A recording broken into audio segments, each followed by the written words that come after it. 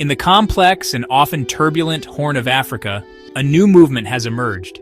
It carries a name that resonates with hope for some and raises questions for others. This movement is called Tsimdi. The word itself, originating from the Tigrinya language spoken in both Eritrea and Tigray, means yoking together or pairing.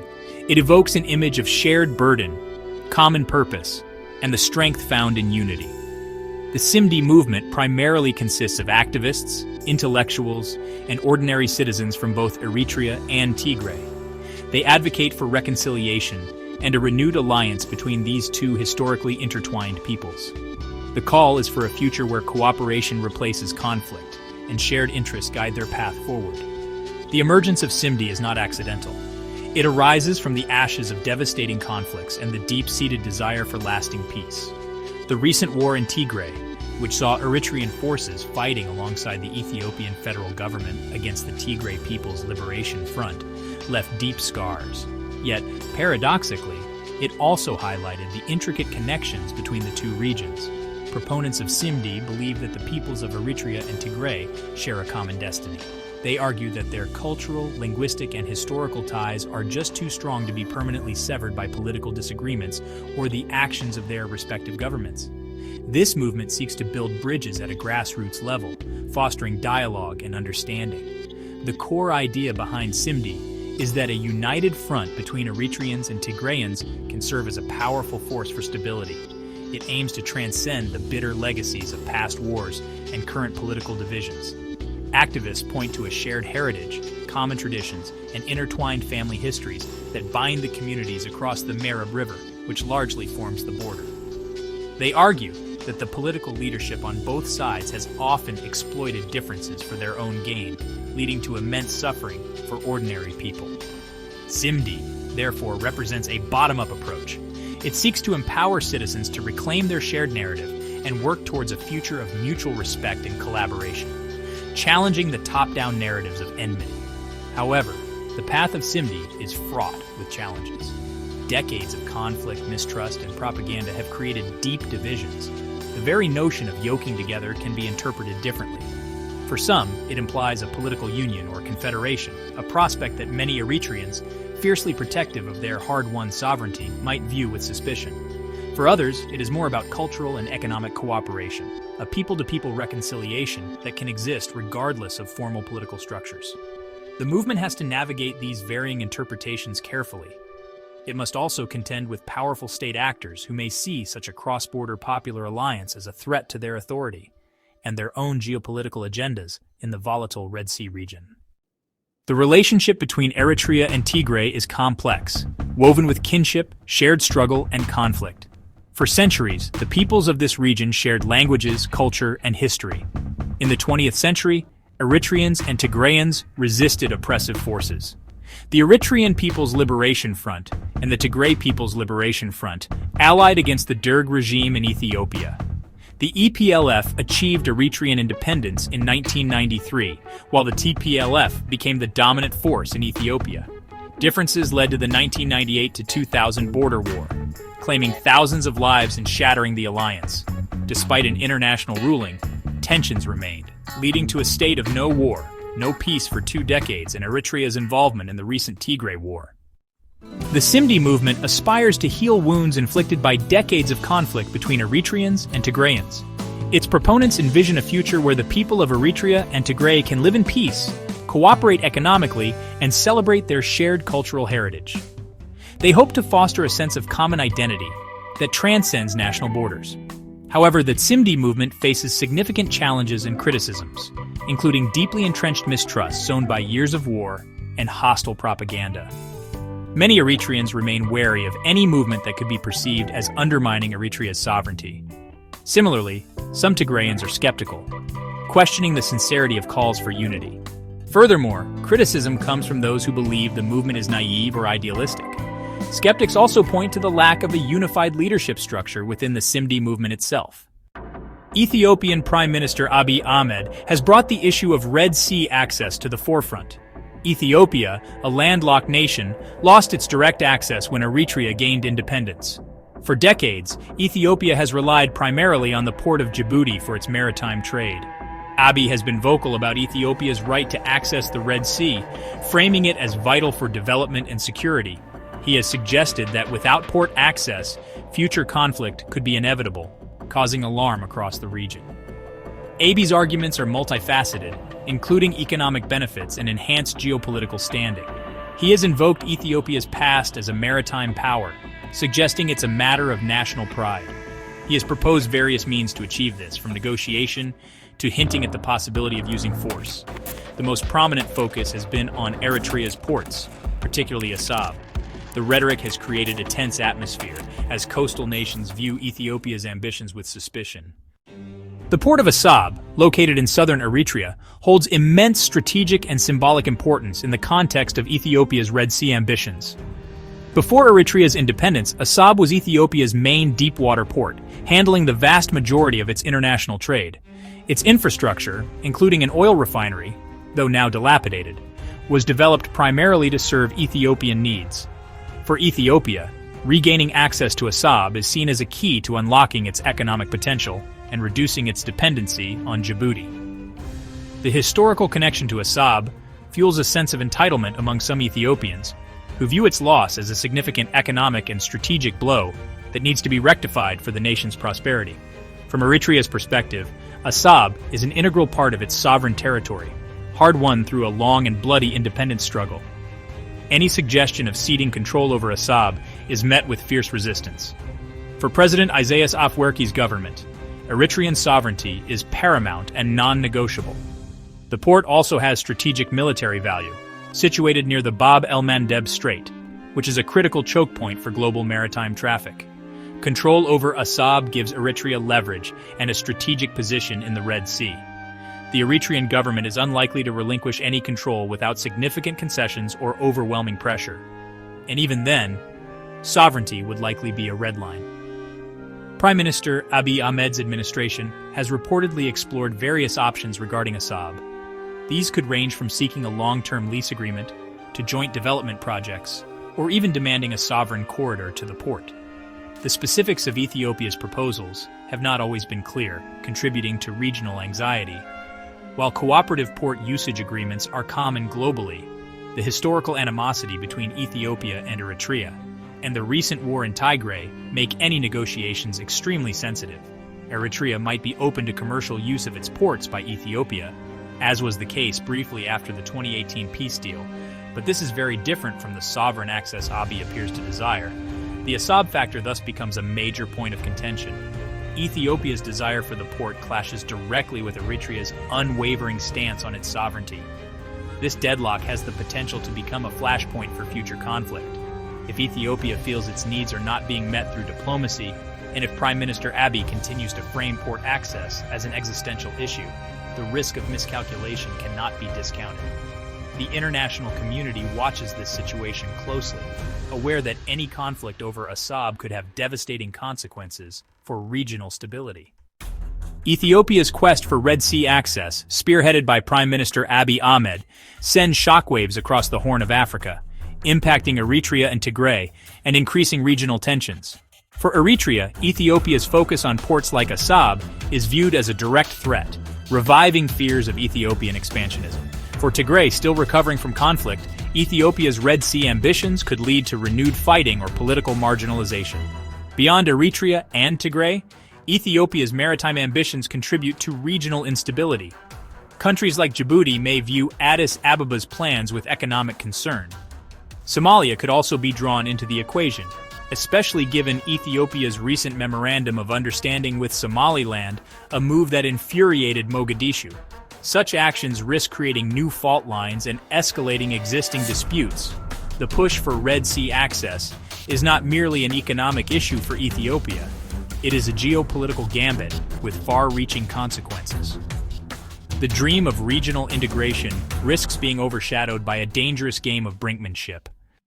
Social media has become an undeniable force in the Horn of Africa, playing a complex and often contradictory role in shaping political narratives, mobilizing activism, and unfortunately, fueling conflict.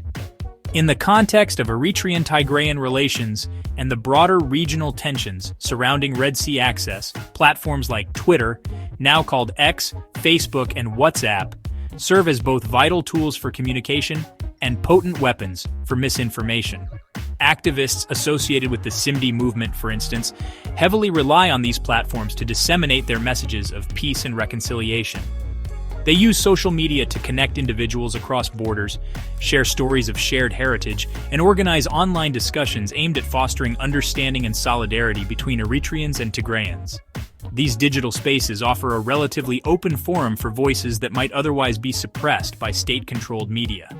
Grassroots organizers can bypass traditional gatekeepers to reach a wide audience, both within the diaspora and, to a lesser extent, within Eritrea and Tigray themselves, where internet access can be restricted or monitored. Campaigns for human rights, calls for accountability for wartime atrocities, and efforts to counter official propaganda often gain traction online. For movements like Tsimdi, social media provides an essential infrastructure for building community, sharing information, and coordinating efforts. It allows for a rapid exchange of ideas and can help in mobilizing support for peaceful initiatives, offering a glimmer of hope for people-to-people diplomacy in a deeply divided region.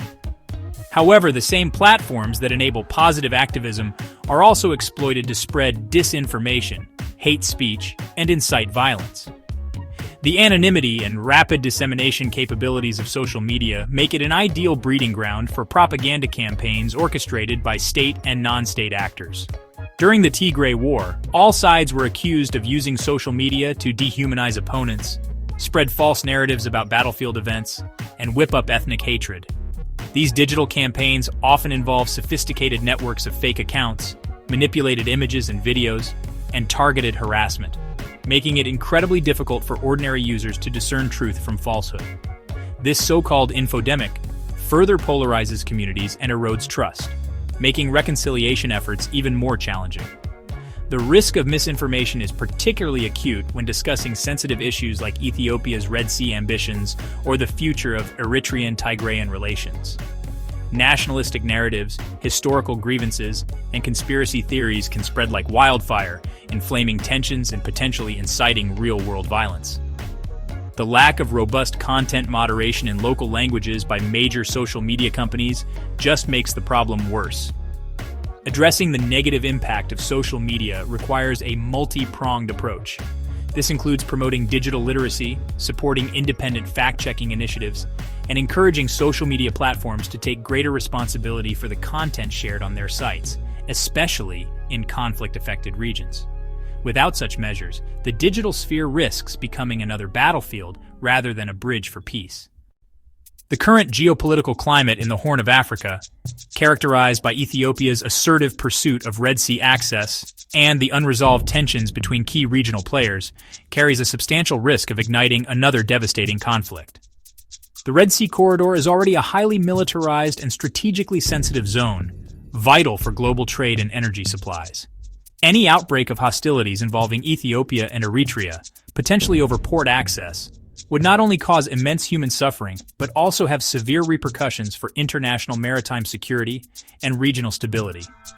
The memories of past wars, including the 1998 to 2000 Ethiopia-Eritrea border war and the recent Tigray conflict, serve as grim reminders of the catastrophic costs of unresolved disputes and escalating rhetoric. Several factors contribute to this heightened risk of war.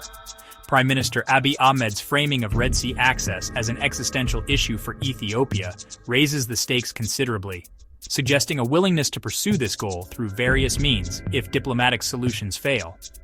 Eritrea, under President Isaias Afwerki, has consistently demonstrated a readiness to defend its sovereignty through military force. The deep-seated animosity and mistrust between the leaderships of Ethiopia and Eritrea, despite a temporary rapprochement in 2018, remain significant obstacles to peaceful negotiation. Furthermore, the involvement of various external actors, each with their own interests in the Red Sea, could either exacerbate tensions or, more hopefully, play a role in de-escalation if they choose to act responsibly. A new war in the Red Sea region would likely draw in multiple actors and have complex, cascading consequences. It could destabilize neighboring countries like Djibouti, Somalia, Sudan, and South Sudan, potentially reigniting dormant conflicts or creating new refugee crises. The economic impact would be severe, disrupting trade routes, deterring investment, and diverting scarce resources towards military expenditure rather than development. For the peoples of Eritrea and Tigray, who have already endured so much suffering, another war would be an unimaginable tragedy, further entrenching poverty, displacement, and trauma. The Tsimdi movement's call for unity and peace, while facing immense challenges, gains even greater urgency against this backdrop of potential widespread conflagration. Preventing such a conflict requires concerted efforts at multiple levels. Regional leaders must prioritize dialogue and de-escalation over nationalistic posturing and threats of force. International and regional organizations, such as the African Union and the Intergovernmental Authority on Development, or IGAD, have a crucial role to play in facilitating mediation and promoting peaceful dispute resolution mechanisms. Major global powers with influence in the region should use their leverage to encourage restraint and support diplomatic solutions. Ignoring the warning signs or allowing tensions to fester unchecked would be a grave mistake, risking a conflict that the Horn of Africa, and indeed the wider world, can ill afford in these already turbulent times. Forging a sustainable peace in the Horn of Africa, particularly between Eritrea and Tigray, and averting a new Red Sea war, requires a multifaceted approach that prioritizes genuine reconciliation, amplifies grassroots voices, and involves responsible engagement from the international community. Reconciliation cannot be a top-down decree. It must be a deeply rooted process that addresses historical grievances, acknowledges suffering on all sides, and fosters mutual understanding.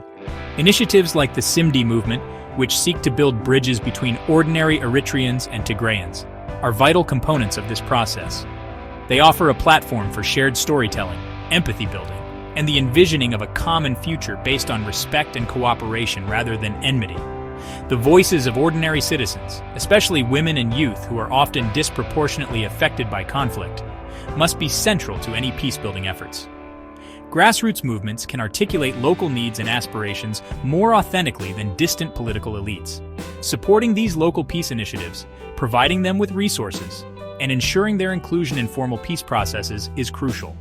This means creating safe spaces for dialogue, protecting activists from harassment, and ensuring that their perspectives inform policy decisions. For too long, the narratives in the Horn have been dominated by political strongmen and military calculations. A shift towards people-centered peace-building is essential for breaking cycles of violence and fostering lasting stability. The international community, including regional bodies like the African Union and global powers, bears a significant responsibility to support peace and prevent further conflict. This involves more than just issuing statements. It requires sustained diplomatic engagement, support for mediation efforts, and a commitment to holding accountable those who incite violence or commit atrocities. External actors should avoid actions that could inadvertently fuel tensions, such as unconditional support for one side over another, or engaging in arms sales that escalate regional militarization. Instead, their focus should be on promoting inclusive governance, respect for human rights, and equitable economic development that addresses the root causes of conflict, such as resource scarcity and political exclusion. Ultimately, the path to peace is long and arduous, demanding patience, persistence, and a genuine commitment from all stakeholders. For Eritrea and Tigray, overcoming decades of mistrust and the fresh wounds of recent conflict will require courageous leadership and a willingness from all sides to compromise. For Ethiopia, pursuing its legitimate economic interests, including access to the sea, must be done through peaceful negotiation and cooperation that respects the sovereignty of its neighbors. The alternative, another devastating war, is too catastrophic to contemplate. The Tsimdi movement, despite its challenges, represents a flicker of hope that a different future is possible, one where the shared humanity of the peoples of the Horn triumphs over the political machinations that have brought so much sorrow.